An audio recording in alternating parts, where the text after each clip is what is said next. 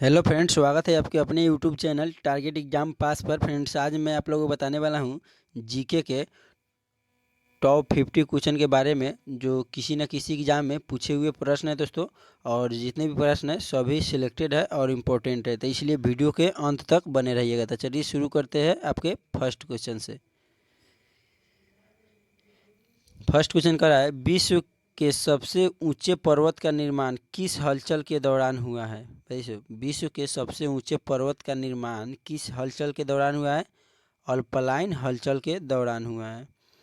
अगला सवाल है आपका, कौन सा पर्वत महाद्वीप जल विभाजक के रूप में जाना जाता है? तो वह दोस्तों कौन जाना जाता है? रॉकी जाना जाता है। इसका राइट आंसर हो जाएगा रॉकी। दोस्तों सभी क्वेश्चन वन लाइनर क्वेश्चन है, बहुत ही कम समय में हम लोग 50 क्वेश्चन को कवर करेंगे। अगला सवाल कर रहा है, बनी ठनी किस चित्र शैली से संबंधित थी? बताइए, बनी ठनी किस चित्र शैली से संबंधित थी? तो वह किशनगढ़ शैली से संबंधित थी। अगला सवाल है आपका, अबलौ नसानी अब ना नसहो पद तुलसीदास की किस कृति में मिलती है? किस कृति में मिलती है दोस्तों? तो वह विनय पत्रिका में मिलती है। किसमें? विनय पत्रिका में। अगला सवाल है आपका, हीराकुंड परियोजना से कौन सा राज्य लाभान्वित है? भाई जो हीराकुंड परियोजना है उससे कौन सा राज्य लाभान्वित है? तो वह उड़ीसा राज्य उससे लाभान्वित है। अगला सवाल है आपका, हिंदू मान्यताओं के अनुसार सीता अपहरण से पहले लक्ष्मण ने एक रेखा खींची थी, उस रेखा का नाम बताओ। उस रेखा का नाम क्या था दोस्तों? लक्ष्मण रेखा था। अगला सवाल है आपका, हिंदुस्तान तलवार के जोड़ पर जीता गया था, यह कथन किसका है? तो दोस्तों यह कथन लॉर्ड एल्गिन द्वितीय के। किसका है? लॉर्ड एल्गिन द्वितीय के है। अगला सवाल है आपका, हिंदू कथाओं के अनुसार किसकी वजह से गणेश जी का एक दांत टूट गया था? भाई हिंदू कथाओं के अनुसार किसकी वजह से गणेश जी का एक दांत टूट गया था? तो वह परशुराम के कथाओं के अनुसार। अगला सवाल करा है, हल्दी घाटी का युद्ध कब लड़ा गया? मोस्ट भी बेसिक क्वेश्चन है दोस्तों। हल्दी घाटी का जो युद्ध है 1576 ईस्वी में लड़ा गया था। दोस्तों जितने भी सवाल बता रहे हैं सभी आपके एग्जाम के लिए काफ़ी इम्पोर्टेंट है। अगला सवाल है, हमारे देश के नागरिकों को मतदान बनने का अधिकार किस अनुच्छेद से प्राप्त होता है? तो वह अनुच्छेद 326 से प्राप्त होता है दोस्तों। अगला सवाल है, हड़प्पा के मिट्टी के बर्तनों पर सामान्यतः किस रंग का उपयोग हुआ है? भाई किस रंग का उपयोग हुआ था? तो वह लाल रंग का हुआ था दोस्तों। इसका राइट आंसर हो जाएगा लाल रंग का। अगला सवाल है, स्वतंत्रता आंदोलन में सरदार पटेल का सबसे पहला और बड़ा योगदान किसमें हुआ? बताइए, स्वतंत्रता आंदोलन में सरदार पटेल का सबसे पहला और बड़ा योगदान किसमें हुआ? तो वह खेड़ा संघर्ष में। किसमें? खेड़ा संघर्ष में हुआ। अगला सवाल है, स्त्रियों में डिम्बों का निर्माण कहाँ होता है? भाई स्त्रियों में डिम्बों का निर्माण कहाँ से होता है? तो वह अंडाशय से होता है। इसका राइट आंसर हो जाएगा अंडाशय से।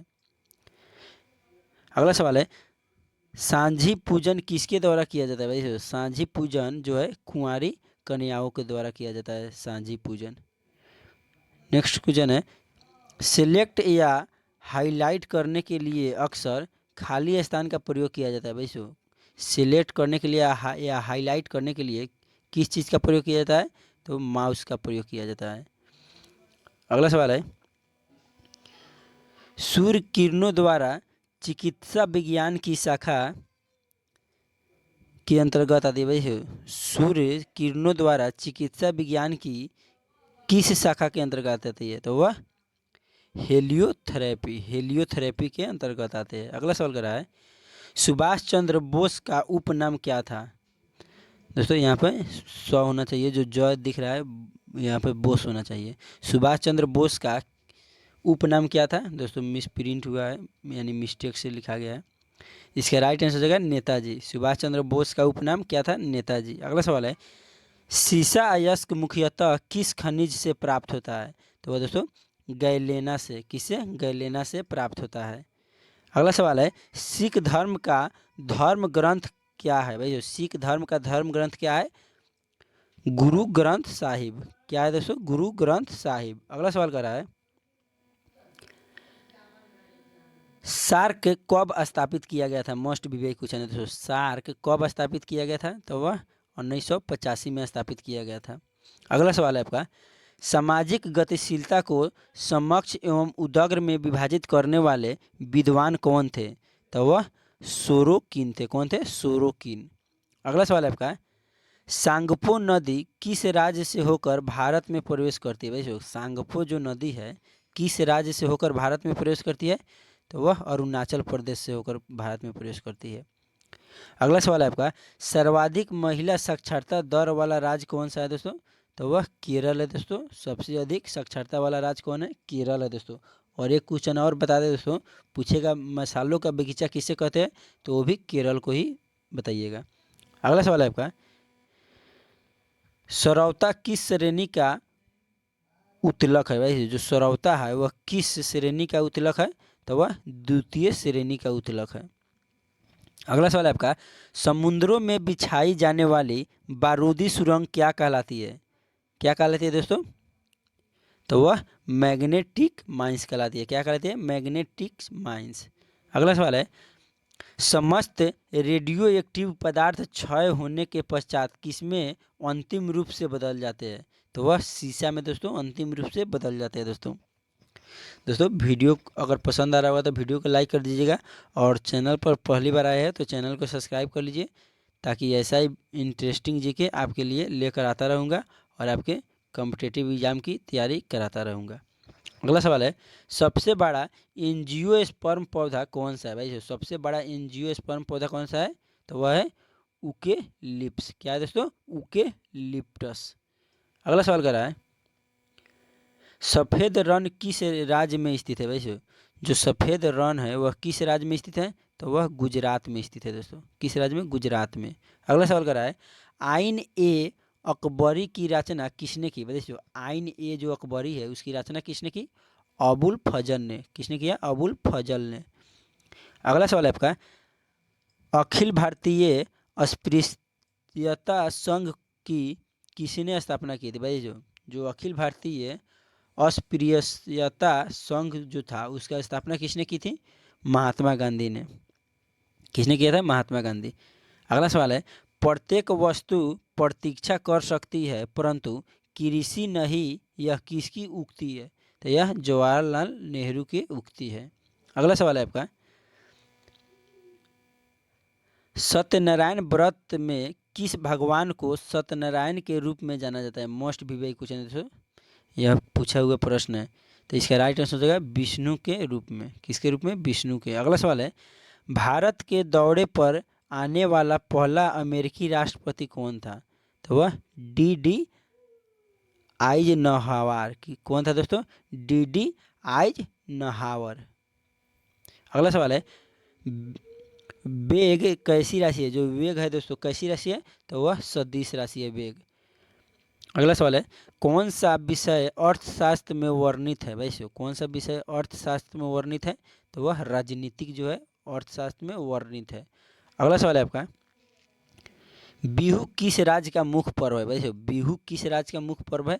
तो वह असम का मुख्य पर्व है। बिहू जो है असम का मुख्य पर्व है दोस्तों टोटल 50 क्वेश्चन बताएंगे दोस्तों, और आप लोगों कितने क्वेश्चन का आंसर पता था उसको कमेंट में अपना स्कोर जरूर बताइएगा, कि आप लोगों को पहले से कितने क्वेश्चन का आंसर पता था उसको आप लोग जरूर बताइएगा कमेंट बॉक्स में। कह रहा है, गिर अनयन नयन बिनु बानी किस कवि की युक्ति है? भाई जो एक युक्ति है, गिर अनयन नयन बिनु बानी, यह किसकी युक्ति है दोस्तों? तो यह तुलसीदास की युक्ति है। अगला सवाल है, हुमायूं प्रथम बार कब दिल्ली की गद्दी पर बैठा? भाई हुमायूं जो था प्रथम बार दिल्ली की गद्दी पर कब बैठा था? 29 सितंबर 1530 ईस्वी को बैठा था। अगला सवाल है आपका,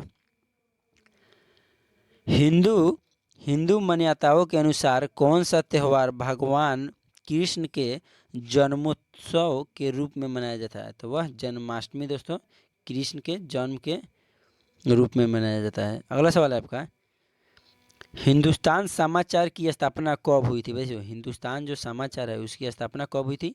तो वह सन 1948 में हुआ था उसका स्थापना। अगला सवाल है, हिंदू कथाओं के अनुसार किसके वरदान से कुबेर पक्षों के राजा बने? भाई तो वह शिव के वरदान से। किसके वरदान? शिव के। अगला सवाल है, हल्दी घाटी युद्ध के पीछे अकबर का मुख्य उद्देश्य क्या था? मोस्ट भी भाई कुछ नहीं बताइए। हल्दी घाटी युद्ध के पीछे अकबर का मुख्य उद्देश्य क्या था?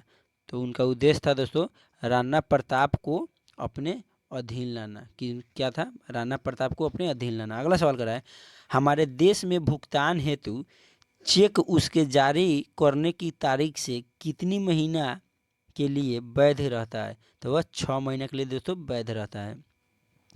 अगला सवाल है, हड़प्पा के लोग कौन सी फसल में सबसे आगे थे? भाई जो हड़प्पा के लोग थे कौन से फसल में सबसे आगे थे? तो वह कपास जो थे उस फसल में सबसे आगे थे। अगला सवाल करें आपका, स्वतंत्रता पूर्व राष्ट्रीय आय का सर्वप्रथम अनुमान किसने लगाया था? तो वह दादा भाई नौरोजी ने सर्वप्रथम इसका अनुमान लगाया था। अगला सवाल है, स्थल मंडल का तात्पर्य है? भाई स्थल मंडल का तात्पर्य क्या है? पृथ्वी की ब्रह्म पपड़ी। पृथ्वी की ब्रह्म पपड़ी इसका तात्पर्य है। अगला सवाल करा है, सौर ऊर्जा का सबसे बड़ा यौगिकरण कौन सा है? हरे पौधे। जो सौर ऊर्जा का सबसे बड़ा यौगिकरण है वह हरे पौधे है। अगला सवाल है करा है, सिलेक्टेड टेक्स्ट को सभी कैपिटल लेटर्स में चेंज करने के लिए चेंज किस बटन क्लिक कर फिर किसे क्लिक करें? तो दोस्तों उसके बाद अपर केस को क्लिक करेंगे तो सभी कैपिटल लेटर में हो जाएगा। अगला सवाल है, सूर्य किस दिशा में उगता है? तो जो सूरज जो है पूर्व में उगता है। सभी को जानते हैं सूरज कहाँ उगता है? पूर्व में। अगला सवाल करा है और पूछेगा दोस्तों सूर्योदय का देश कौन है? तो आप लोग बताइए जापान को।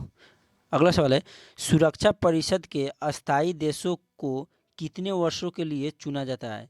तो वह 2 वर्षों के लिए चुना जाता है दोस्तों अगर आप लोगों को वीडियो पसंद आएगा तो वीडियो को लाइक कर दीजिएगा और चैनल पर पहली बार आए तो चैनल को सब्सक्राइब कर दीजिए ताकि ऐसा ही जीके जीएस आप लोगों के लिए लेकर आता रहूँगा।